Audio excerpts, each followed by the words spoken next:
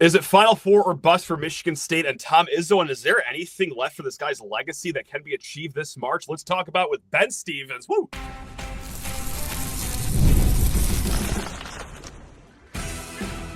You are Locked On Spartans, your daily podcast on the Michigan State Spartans, part of the Locked On Podcast Network, your team every day. Today's episode of Locked On Spartans is brought to you by the all-new 2025 Nissan Armada. Stay with us for the Armada Team of the Week later in this episode. Spartan friends, Spartan family, Locked On Spartans listeners, thank you all so much for tuning in to Locked On Spartans. It's your team in green and white 5 days a week. Please rate, review, subscribe, comment below how far Michigan State has to make it for this to be a successful March, because that is where we are going to start our conversation with Big Ten Ben. That's right, Ben Stevens, friend of the program. He does great work over at Sports Grid. And Ben, look, I know full well when months go by, it's May, it's a sunny beach day in June, and I think about the Michigan State basketball season. It's a success like right now. They've won the Big Ten. They did it by 3 games. That's what we said before the season when there were no expectations that, hey, for this season to be a success, has to end in a banner. Final Four banner, regular season banner. They got that one. Okay, that's great. I would also be lying to you if I said that, they could just lose to Marquette in the second round and I'd just be all peachy over here. It'd be a great time. No, things have changed.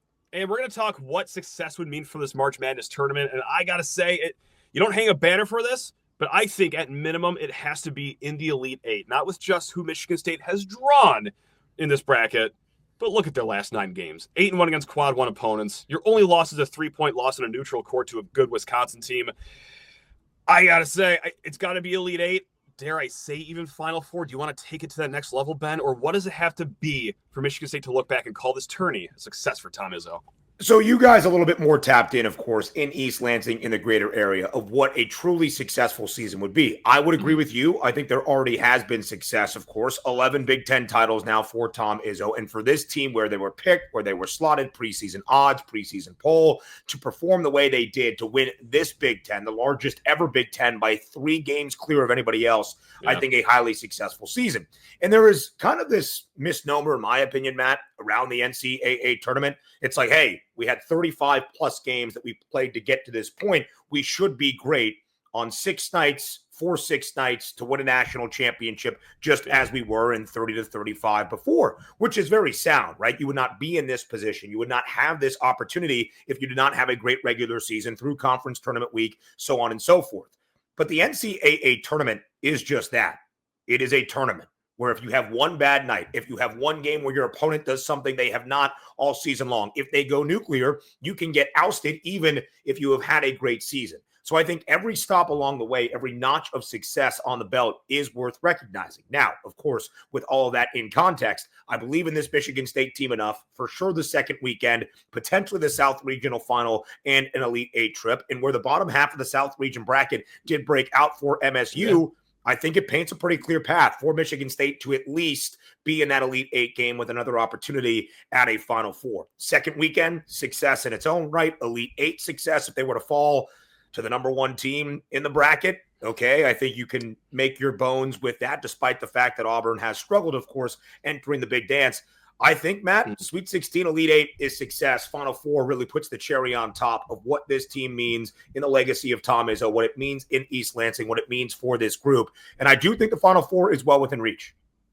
If they do lose to Auburn, look, I'm not going to say we're going to hop on the show and we're just going to smile our way through the entire episode and talk about how great it was to lose the Tigers, but you could stomach it a little easier than you could any of these other games. But let's just already start moving the goalpost, Ben. There's nothing that's more stupid to do when looking at March Madness than to start counting wins before the games have even tipped off. And that's what we're going to do right here. Let's say Michigan State does go to the Elite Eight, something that I just said would be a success.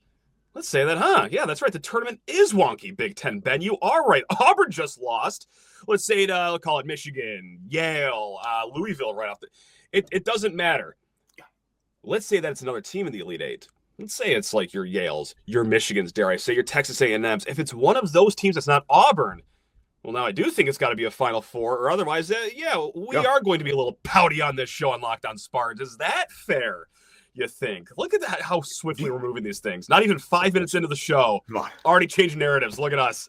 Chaos up top, everything a clean ride down low in the south portion of the bracket. What it would do to the wonderful state of Michigan if it was the Spartans and the Wolverines in the Elite Eight for a berth in the Final Four. I can only imagine. Have both logos be damned. That would be something to certainly watch. Listen, I'll just say this quickly on the Wolverines. Yeah.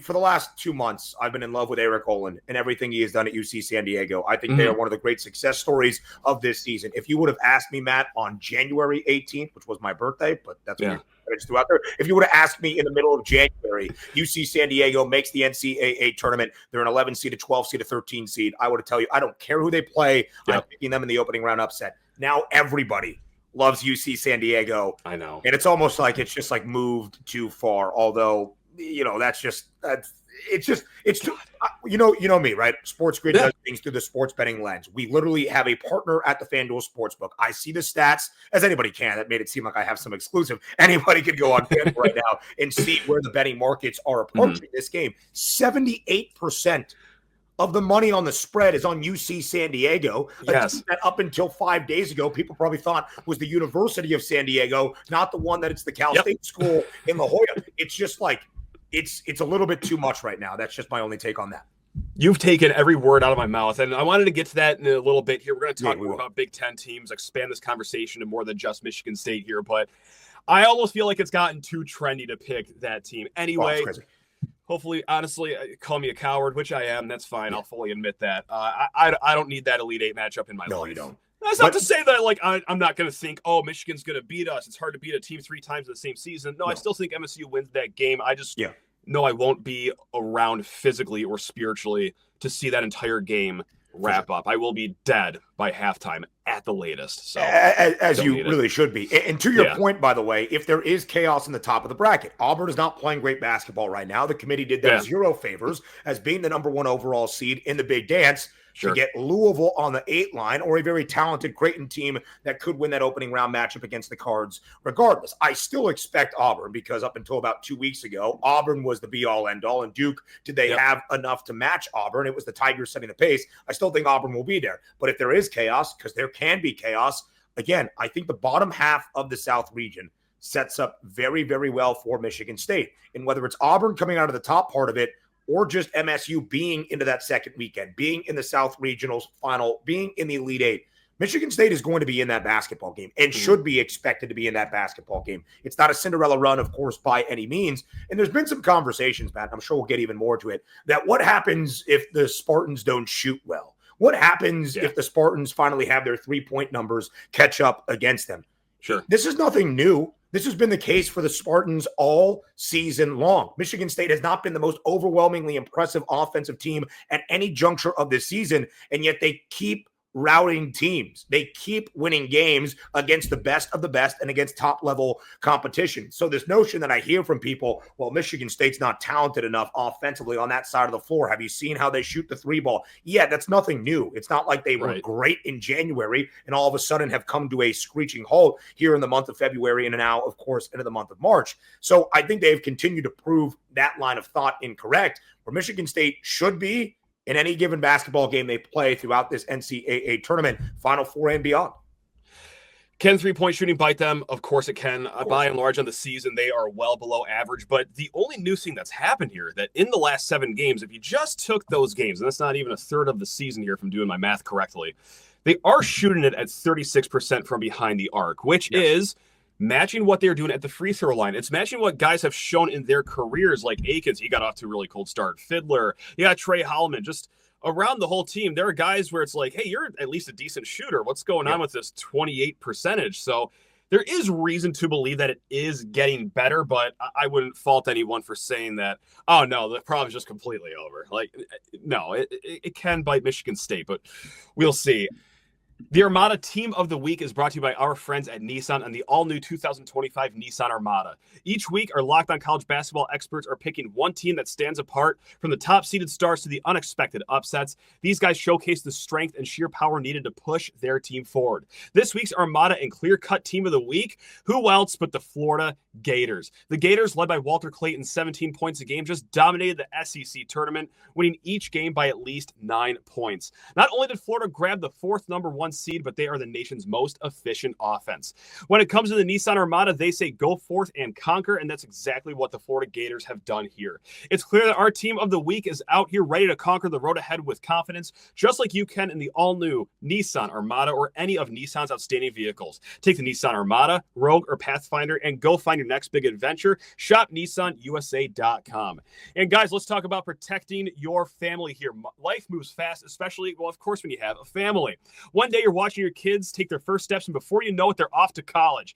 That's why securing their future is so important. Fabric by Gerber Life makes it simple to get them term life insurance that fits your family's needs. With Fabric, you can apply for term life insurance online right from your couch. You can be covered in under 10 minutes, and in many cases, no health exam required. Now, as a parent, I want to make sure my family is financially protected no matter what happens. Fabric gives me that peace of mind. And Fabric also offers free digital wills and access to investment accounts to help you plan for your children's future. Join the thousands of parents who trust Fabric to help protect their families. Apply today in just minutes at meetfabric.com/lockedoncollege. That's meetfabric.com/lockedoncollege. Policies issued by Western Southern Life Assurance Policy, not available in certain states. Prices subject to underwriting and health questions.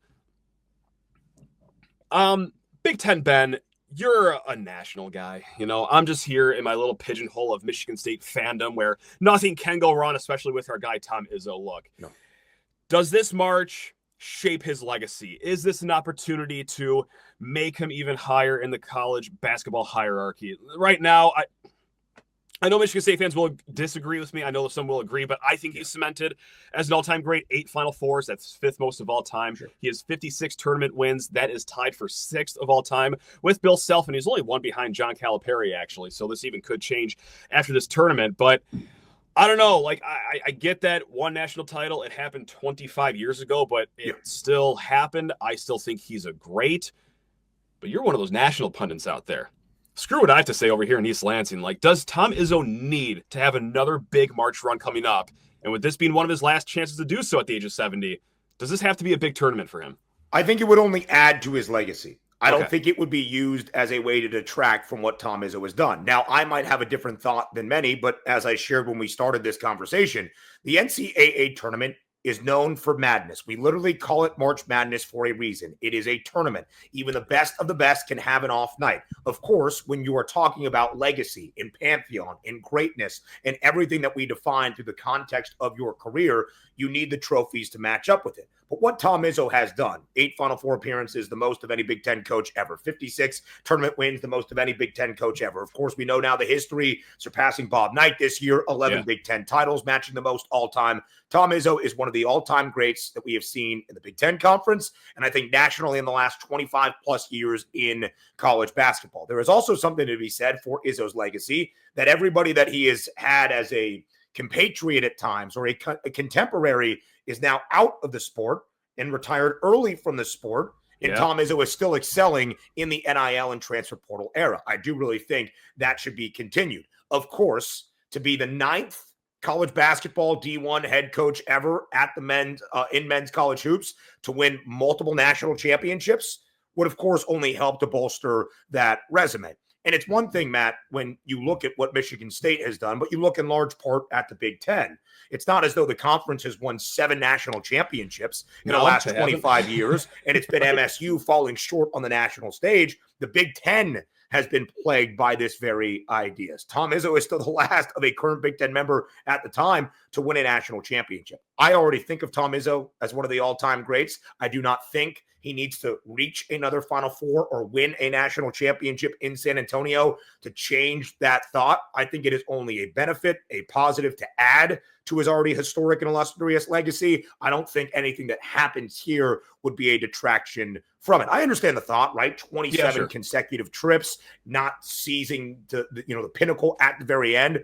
But very few teams have seen success like UConn has, which has changed our mind in the last 2 years, to go back-to-back. It is still a tournament, and getting to a national championship, playing in a Final Four, being a second weekend team perennially. All of those things to me represent success as well. And I know full well, too, like Izzo can win the next 3 national titles, and there will still be a good contingent out there of haters, which he has picked up along the way here, that are still going to say, no, he's overrated, it's not good enough. But between that and where I'm at with, like, no, he's already an all-time great. Like, there's something in the middle there, and, like, I'm glad you could bring clarity to that. So, look, I want to get into all other Big Ten teams, but really quick, let's talk about the Big Ten team, our Michigan State Spartans, of course. Point blank, Ben, how far do you have them going in your bracket? I will have them at bare minimum now. Just a small caveat. I have not filled out my brackets yet. I will do that on Wednesday night. I like to see a little bit of the first 4 action, get a feel of what we're seeing in Dayton, Ohio. I will have Michigan State, I think, at bare minimum in the South region, reaching the Elite Eight. Will I have Michigan State getting to a Final Four? That remains to be seen for me. Auburn is a really talented basketball team. Yes. And I understand March is about momentum and playing your best basketball in the biggest moments of the year. And the Tigers, at least in the last week and a half, 2 weeks, have failed at doing so. But for the entirety of this college basketball season, there have been 2 national frontrunners far and away from everybody else, Auburn and Duke. Florida has kind of caught up. We look at teams like a Tennessee, like an Iowa State, like an Alabama as contenders. But Auburn and Duke have been well in front of everybody. So I still believe Auburn will be there at the end of the day, because when you look at what they have done this year, when you look at Bruce Pearl's team, the depth they have coming off the bench, the veteran presence they have, one of the best players in the country in Janai Broome, I still think Auburn is going to be there. I think at bare minimum, I will have MSU into the Elite Eight. And I think at least in one of the 2 brackets that I will fill out, the Spartans will reach the Final Four. There we go. Multi-brackets. Make one real and make one fun. Why not? Let's talk about these other Big Ten teams, and we're not going to go through, the entire region, but I will just say their first-round matchup right off the rip as we go through it all. You got 5 Michigan against UC San Diego, who we just talked about in the first segment. 4 Maryland against 13 Grand Canyon. 7 UCLA against Utah State. 6 Illinois against the winner of Xavier and Texas. 4 Purdue against 13 High Point. 3 Wisconsin in the altitude against 14 seeded Miami. Montana, let's try that. Yeah, Miami, a great Big Sky school. Yeah. And then number 5 Oregon against number 12 Liberty. Of those Big Ten teams, which one are you trusting the most to go far here? Obviously, we talk about Michigan State. You can keep talking about us if you really want to. It's Locked On Spartans, for crying out loud. But if you want to give some dap to any other Big Ten team and whose path you like here, who are you going to go with here? And I do, this is not just Locked On Spartans. This is not just my affinity for you, my friend Matt Sheehan. This is because I believe in the outlook for Michigan State, as I have all year long. We were talking right before we hit record. I bet Michigan State at a time in early January to win the Big Ten. Yeah. They made me look very good in doing so. I do think their outlook is the best. And when you have the resume to back it up, as the Spartans do, I was just doing some research before we got on. I haven't finished the entire field of 68. But teams outside of the SEC, basically, because the SEC has 14 nods to the NCAA tournament, so you're going to win a lot of games against teams that have also made the big dance. Michigan State and Houston right now, the 2 that I have seen, and St. John's, so 3. The 3 that I have seen outside of the SEC with double-digit wins against fellow teams in the tournament. A lot of that, of course, conference play for all of those teams, but still some non-conference wins in there as well. My outlook for Michigan State is the best of any big team in the big dance. Everybody else, I'm a little bit skeptical of at this moment.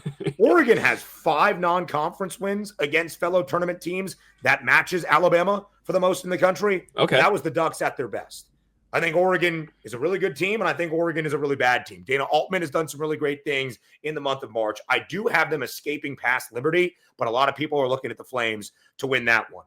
In terms of Maryland and Grand Canyon, I think Maryland handles that game.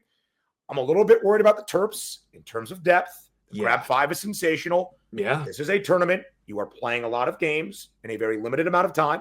Kevin Willard is not the best in-game or game-to-game adjuster. So I'm a little bit worried about Maryland in terms of their overall outlook. I do think they can be a second weekend team. Outside of Michigan State, I would say the team that I am most confident in at least getting to the Sweet 16, seeing the second weekend, is Wisconsin. I think this Wisconsin team is incredibly talented. I think their defense is shored up a little bit as the offense has kind of taken a step back. But for most of this year, this was a historic scoring output in Madison, an offense we were not accustomed to seeing for the Badgers. And I think, we hope, they got all of their bad shooting out of the way on Sunday in the Big Ten title game against Michigan. I really do think Wisconsin has a favorable path at the bottom half of the East region. Duke's got a very favorable path at the top. Yeah, sure. I do think Wisconsin is a second weekend team, at least for me. So outside of Michigan State, the team I'm the most optimistic about, at least have the most confidence and trust in at this moment, is Wisconsin. I would love to highlight Illinois and Purdue at the top end. Certainly can be there. At the bottom end, it could be one and done. Scaling your business requires the right expertise at the right time. With Upwork, you can find specialized freelancers in marketing, development, design, and more, experts ready to help you take your business to the next level.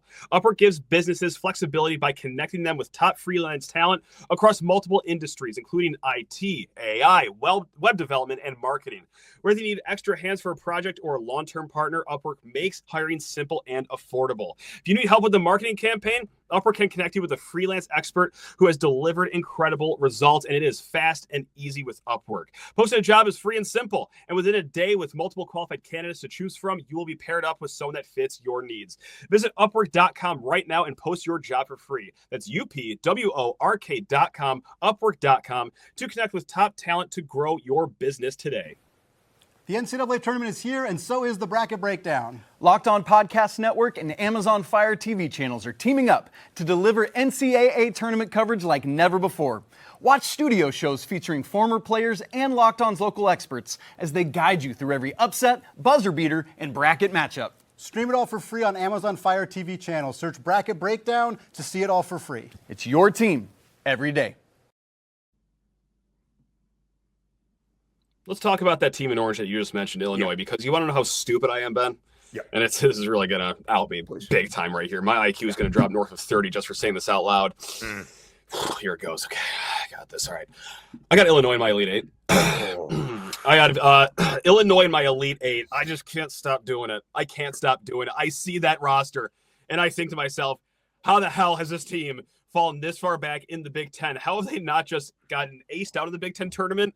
Yep. But by about 85 points against Maryland. Surely it's going to click for them eventually, right? Yep. No, probably not. Like, this is really stupid. I know it is, but, like, it's the ultimate boomer bust because they could lose by 20 against Xavier because that's how they lose these games. They get drubbed in some of these matchups here. Yeah. But if they do hit this vaunted ceiling that all these talking heads keep talking about, and I guess I'm one of these talking heads now, like, I can see them doing the Elite Eight dance, but it is stupid to say out loud because they have only shown disappointment the entire year. Do I need to check myself into a facility for doing this, or no? How Listen, bad is an idea is this? You are correct in the idea that the ceiling is there for Illinois. There is no doubt the ceiling is there for the Illini, and they have so much talent on this team. It's insane. They are as equally talented, I think, this year as the team that finally got them back to the Sweet 16 and Elite Eight berth a season ago. Don't forget the narrative around Illinois up until then was, wow, we've had Kofi Coburn and Io DeSumo, and we can't even get past Loyola Chicago in the round of 32. But again, I hear your point. Yes, again, the ceiling is there. There should be so many great players on this side. And it's not just like Kasparis Yakachonis who can facilitate. It's not just Will Riley off the bench. It's not just Ivasic who can step out and hit a three. It's not just Perez Johnson Jr. back now, who is, of course, that physicality for them. There are so many different things up and down the roster where they have so many talented players and one of the best on-ball defenders in Kylan Boswell as well. But I cannot erase how bad they have looked at times. And that's where I think you get caught up in like the talking head narrative of, well, the ceiling and the talent. And it's like, yeah, but I've also trusted my eyeballs to see them look miserable at times throughout the year. And so I do think Illinois has a great chance of reaching the Sweet 16. I am a little bit skeptical. The thing to know about the first four is every year that we have had the first four since the start of it in 2011, a team outside of 2019, one first four team who was won in Dayton has also won at least a round of 64 game. I am not overly confident in either North Carolina or San Diego State being that one team. I really think this Texas team is very good. And I think getting the addition of Kendall Weaver back, who's a really good kind of glue guy for Rodney Terry, with Trey Johnson, the super talented freshman Tremont Mark, who has a lot of experience. I actually have Texas beating Xavier in first four play on Wednesday in Dayton. And then if we're just kind of doing the odds there to see a team in Texas maybe making some noise against Illinois in the opening round of the Midwest region, that would be a little bit concerning for me. I do think Illinois has a good path. I think Illinois at its best can certainly make that run. I'm just skeptical because I've seen it too many times. Like you, Matt, after they get blown out by Duke, right? How do they respond? Wipe Iowa by 20. I texted my friend whose wife went to Illinois, who is now becoming a Illini fan. I said, Illinois is winning this game at Michigan. He was like, well, that's kind of crazy. I'm like, nope, took them on the money line. Don't even need the 4.5 points. The Illini are winning this game inside the Chrysler Center. They won that game by 20. They looked downright dominant in doing so. They figured it out against Purdue on that final Friday night. They looked incredible. First game in the Big Ten tournament. Wiped the floor with Iowa, put up 106 points. This team had figured it out. They had won 4 straight. They were impressive in doing so. They had covered in 4 straight. To get housed the way they did by a very talented Maryland team is very telling to me, because you have an Illinois team that doesn't really love to defend. And again, all to say, basically we're going around and around. The ceiling is there, but I'm very skeptical. I think I know. My problem just lies within myself, and maybe I need to see a shrink or a therapist or, do some mushrooms, something to get me out of this, because it's clear that I just have low self-esteem because I don't trust my eyeballs. Because I've seen this Illinois team get smacked in some of these games. I watched the entirety of the Duke game. I watched the entirety of that Maryland game, just thinking like, hey, wow, what a game we're watching right now. Are they quitting right now? No, they can't quit in the NCAA tournament. Certainly not. But I don't know. Surely this won't come back to bite me here. You lose to Maryland by a couple of points, by the way. Again, a really good Terps team. You can take that. Hey, you can take that. Great win by Maryland. Great stuff. Illinois still figuring it out. The way they lost to Maryland, how deflating that was, and how quickly it happened. Yeah. I mean, they were down 20. We had the crying kid with 6.5 minutes that left. Was so mean. In those opening 20 minutes. Like that was how crazy it was. And so that's where I'm a little bit skeptical. I will say this. Illinois gets to the round of 32. Kentucky gets past Troy as we would expect. Don't care what the number is. I'm betting the over. Could be 178.5. I'm betting the over. Give me 278, and I'm going to bet the over there. That's a lock. Now, I know that you haven't done your bracket yet. You haven't filled it all out. So maybe I'm setting you up for failure right here by asking this question. But look, we're not going to go through each of our picks entirely, but I do want to ask your one big upset that you are picking. You can take this in a few ways. Like, for example, the highest seed that I have in an upset is Yale beating Texas A&M. I'm just not in love with Texas A&M shooting. But I think this is an even bigger upset that I'm predicting here. It's that Vanderbilt is going to continue making life hell in Tuscaloosa. They will be not just beating St. Mary's, but Ben, get ready for this one. Ooh. They will be acing out the Crimson Tide in the second round. AJ Hogarth fans, stand up, your Commodores. Going to the Sweet 16, but no, I love Mark Byington as a coach. I just think he's tremendous at what he does. And hey, you know what? Like when they did play earlier this year, sure, Alabama scored 1 trillion points, but Vanderbilt also put up 90-plus points. I can see the Commodores stinging them and being the bane of all Crimson Tide fans' existence. But I love it. Do you have anything better than that? I've got Drake making it to the Sweet 16. Okay. I'm a big believer of Ben McCollum. I'm a big believer of this Drake Bulldogs team. I'm a big believer in Bennett Sturts. I think winning basketball carries over, and Ben McCollum seems to be a basketball whiz. Now, don't love their draw. Don't love where they are in the West region. Don't love that they have to beat a very good Missouri team, who I've been a big fan of, and a great turnaround from Dennis Gates this year. Winless in 19 SEC games last year, and now a 6th seed in the NCAA tournament through the gauntlet that the SEC was. Really love what Mizzou does. But Mizzou loves to play at a fast pace. If Drake can control the tempo, as I expect them to do, Drake wins that basketball game. And then Drake would have to see the 3 seed, the odds makers, feel the most confident in making a deep run in Texas Tech. But Texas Tech has been a little bit hit and miss a few times this year, where I think Drake can win that game. That is probably my highest or lowest seed making a deep run. I do think Drake can be a Sweet 16 team. A lot of trendy 12-5 picks that we love. The 11 over the 6 is actually the more frequent upset that we have seen since the field expanded to 64 teams in 1985. And we have seen at least an 11 seed in 3 of the last 6 tournaments, Matt, make it all the way to the Final Four. So I look at this 11 seed in Drake being able to at least get to the second weekend. Give me the Bulldogs kind of being that Cinderella run. A lot of the 12s, again, I was about to pick UC San Diego until everybody in the world was on UC San Diego. Yeah. I think McNeese is a very talented team defensively. I actually really love what Brad Brownell does at Clemson. That's an interesting 12-5 matchup as well. I think the team that I would have as a double-digit seed getting to the second weekend, for me, it's the Drake Bulldogs. Love that. That's going to be a great game, Drake against Missouri. That's going to be like a tsunami wave hitting a mountain, just fast, rapid pace. And no, we want to keep this game below 40 points over here in Bulldog country. So good luck to both teams accomplishing what they want to try to set out for. Really quick, Ben, I just got to ask you, like, just your overall favorite part of March Madness, because as I'm sitting there in the office daydreaming about Thursday, Friday, I just can't wait for roughly, this happens about like 5:15-ish the first day, and this is also because we've watched a lot of conference championship games, but you've watched so much basketball that within a tenth of a second of the ball leaving a three-point shooter's hand, you know if it's going in or not, because that's just how much basketball you've watched.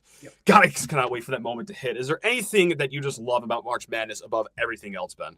To me, it is the round of 64 Thursday and Friday. I think they're the greatest 2 days each and every year on the calendar. And truly the anticipation. Sometimes I have to like take myself out, step back, try to have an out-of-body pinch me experience, because you build up so much excitement for it year in, year out. And then before you know it, you're on to the round of 32. And the first game Saturday is not until like 2:15. You're like, what happened in my life?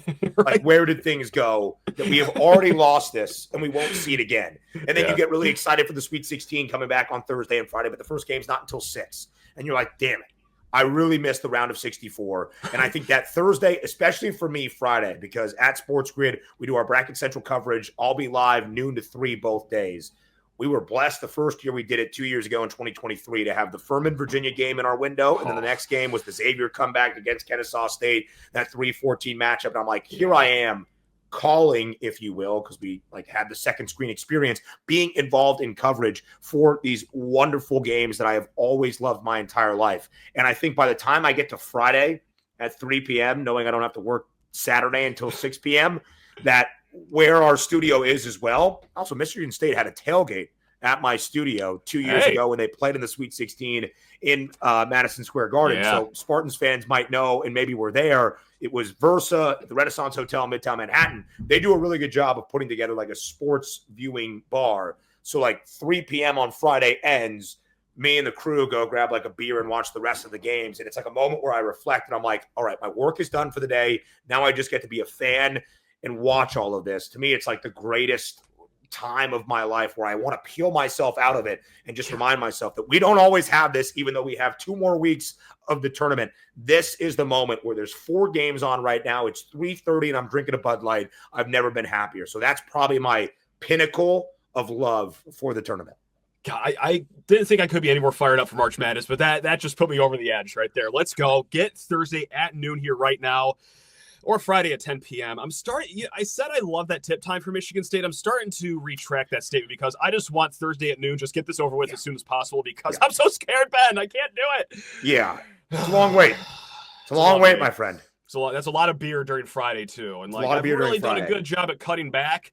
But like I can't. Like I need to throw down 6 Miller Lights before this game out of medical necessity. So everyone gets it. So all right, guys. That is Ben. Stevens. He does fantastic work over at Sports Grid. Sensational to talk to you again. And guys, really appreciate all the viewers, the listeners. Love every single one of you. We will be back. Of course, it's Locked on Spartans. We do this 5 days a week or 7, depending on how much Michigan State wants to win this weekend. But hey, guys, until then, love you all. Go Green.